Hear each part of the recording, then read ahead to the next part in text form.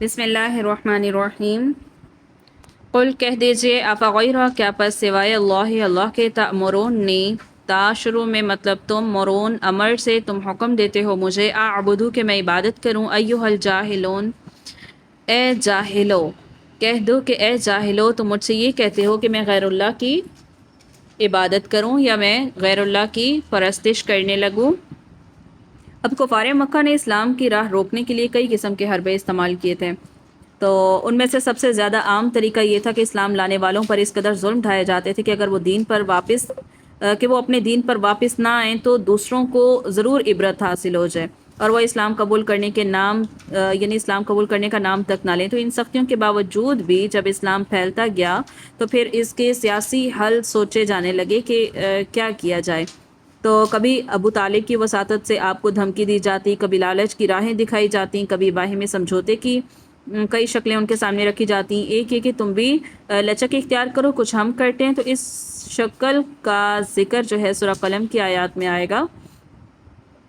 تو ایک دفعہ ہوا یہ تھا، یعنی انہوں نے کہا تھا کہ آپ ہمارے بتوں کو سجدہ کر دیں، ایک دفعہ آپ ہمارے بتوں کو سجدہ کر دیں تو پھر ہم آپ صلی اللہ علیہ وسلم کی کافی باتیں ہم تسلیم کرنے پر آمادہ ہو جائیں گے۔ اور تو اسی مذاکرات کی ایک قسم ایسی بھی تھی جس پر غور کرنے کے لیے نبی صلی اللہ علیہ وسلم آمادہ ہونے ہی والے تھے، مگر اللہ تعالیٰ نے ایسے خیال سے آپ کو سختی سے روک دیا تھا، جیسے ہم نے پیچھے بنی اسرائیل میں بھی پڑھا تھا۔ تو آگے دیکھیے وَلَقَدْ اور البتہ تحقیق اوحی وحی کی گئی الیک آپ کی طرف وَإِلَى الَّذِينَ اور ان لوگوں کی طرف من قبل کا جو آپ سے پہلے تھے لَإِنْ أَشْرَكْتَ اگر تو شریک لائے گا لَيَحْبَطَنَّ تو البتہ کھوئے جائیں گے، برباد ہو جائیں گے عملک تیرے عمل وَلَتَكُونَنَّ اور البتہ تو ہو جائے گا من الخاسرین کس میں خسارہ پانے والوں میں ہو جائے گا۔ تو اب واضح رہے کہ انبیاء سے شرک کا جو صدور ہے نا، یعنی انبیاء شرک کریں یہ محال ہے، ایسا نہیں ہو سکتا، کیونکہ وہ جن مقاصد کے لیے بھیجے جاتے ہیں ان میں اولین مقصد یہی ہوتا ہے کہ وہ شرک کو کیا کریں، ختم کریں اور توحید کو رائج کریں۔ اس بات پر وہ خود بھی قائم رہتے ہیں، دوسروں کو بھی دعوت دیتے ہیں۔ تو یہاں جو آپ کو خطاب کر کے یہ بات کہی گئی ہے تو اس سے شرک کی انتہائی مذمت مراد ہے، ٹھیک ہے؟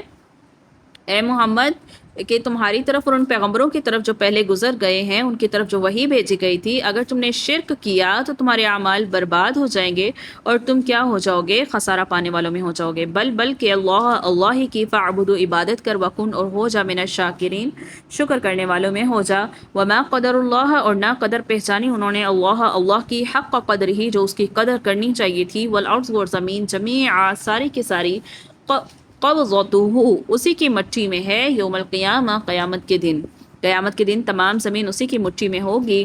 والسماوات اور آسمان مطویات لپٹے ہوئے ہیں بیمین ہی اس کے دائیں ہاتھ کے بیچ، یعنی اس کے دائیں ہاتھ میں وہ لپٹے ہوں گے۔ سبحانہ پاک ہے وہ، وتعالی اور بلند ہے، عما اس سے جو یشرکون جو شریک ٹھہراتے ہیں، جو وہ شریک ٹھہراتے ہیں اللہ کی ذات اس سے پاک ہے۔ یعنی جن مشرکون نے نبی صلی اللہ علیہ وسلم کو بتوں کو سجدہ کرنے کا مشورہ دیا تھا، ان کا کم بختوں نے یہ سمجھا ہی نہیں تھا کہ اللہ کا مقام کس قدر بلند اور یعنی کس قدر بلند ہے، ان کو اللہ کی عظمت اور کبریائی کا کچھ اندازہ بھی نہیں تھا۔ تو بھلا اللہ کے مقابلے میں یہ بتوں جیسی حقیر ہستیاں یہ کیا شے ہیں؟ اگر انہیں اللہ کی عظمت اور اس کے مقام کا اندازہ ہوتا تو ایسی نادانی کی وہ بات ہی نہ کرتے۔ پھر اللہ تعالیٰ کی عظمت اور کبریائی اور پوری کائنات پر کلی تصرف کا حال یہ ہے کہ اس کائنات کی ہر شے اس کے ہاتھ میں بالکل بے بس ہے۔ اسی مضمون میں جیسے حدیث آتی ہے، سیدنا ابو ہریرہ رضی اللہ عنہ فرماتے ہیں میں نے نبی صلی اللہ علیہ وسلم کو فرماتے سنا کہ اللہ تعالیٰ قیامت کے دن زمین کو ایک مٹھی میں لے لے گا اور آسمانوں کو اپنے دائیں ہاتھ میں لپیٹ لے گا، پھر فرمائے گا میں بادشاہ ہوں، آج زمین کے بادشاہ کہاں ہیں؟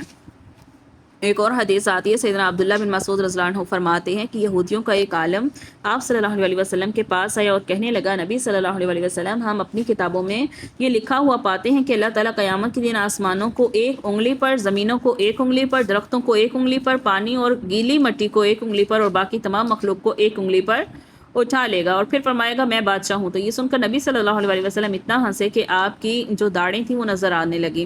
تو آپ صلی اللہ علیہ وسلم نے اس عالم کے قول کی تصدیق کی، پھر یہی آیت پڑھی وما قدر اللہ، یہ والی آخر تک۔ تو یعنی کہ مشرکوں کے سب معبود بھی اللہ کی مٹھی میں ہوں گے، یعنی جنہیں آج یہ اللہ کا ہمسر قرار دے رہے ہیں۔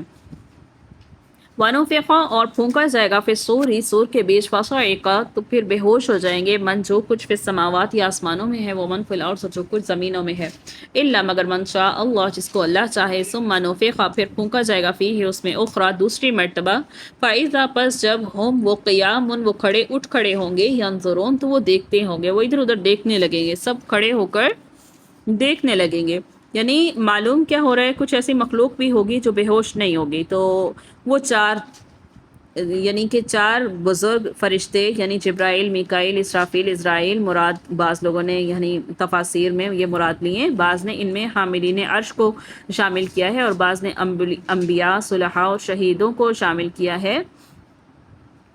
तो हदीस से हमें पता चलता है कि इंसानों में से कोई भी उस बेहोशी से नहीं बचेगा। जब रसूलुल्लाह सल्लल्लाहु अलैहि वसल्लम भी बेहोश होंगे तो दूसरे कैसे बचे रह सकते हैं। अलबत्ता मूसा अलैहिस्सलाम को आप सल्लल्लाहु अलैहि वसल्लम ने मुस्तस्ना किया है, वो भी इस सूरत में कि शायद वो मुझसे पहले होश में आ गए हों या बेहोश होते ही ना हों, इसके लिए कि वो दुनिया में एक बार बेहोश हो चुके हैं। यानी जब अल्लाह ताला ने तजल्ली दिखाई थी, आपने पढ़ा है सूरह बकरा में, तो उस वक्त सबको क्या हो गया था, वो बेहोश होकर गिर पड़े थे।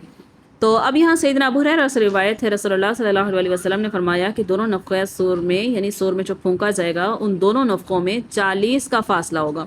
तो लोगों ने पूछा अबू हुरैरा क्या 40 दिन का, तो उन्होंने कहा ये मैं नहीं कह सकता। फिर लोगों ने कहा क्या 40 बरस का, कहने लगे ये भी मैं नहीं कह सकता। फिर लोगों ने कहा क्या 40 माह का, तो कहने लगे ये भी मैं नहीं कह सकता।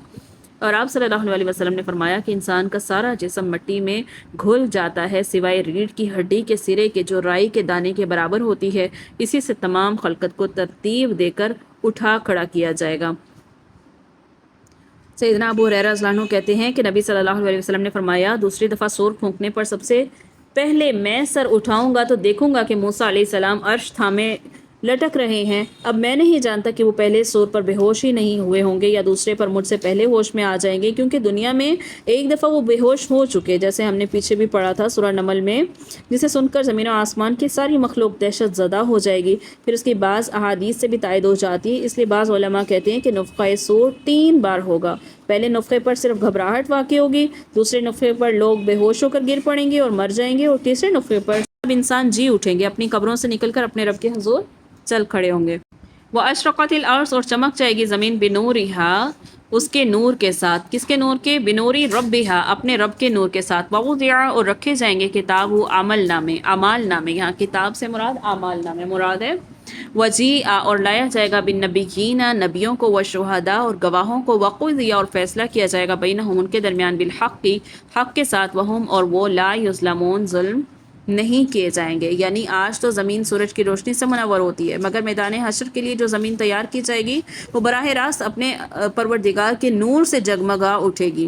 तो शहदा से मुराद सर फहरिस्त अम्बिया हैं, उनका जिक्र इस आयत में पहले ही अलग तौर पर आ गया। फिर इनसे मुराद वो लोग जिनके ज़रिए उन्हें अल्लाह का पैगाम पहुंचा था। फिर वो फरिश्ते भी जो इनके आमाल कलमबंद करते रहें।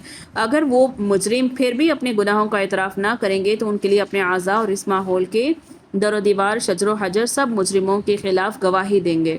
ववफ़ियत और पूरा दिया जाएगा कुल्लु नफ्सिन हर जान को मा अमिलत जो कुछ उसने किया, वहुआ और वो आलमु खूब जानता है मा यफ़अलून जो वो करते हैं।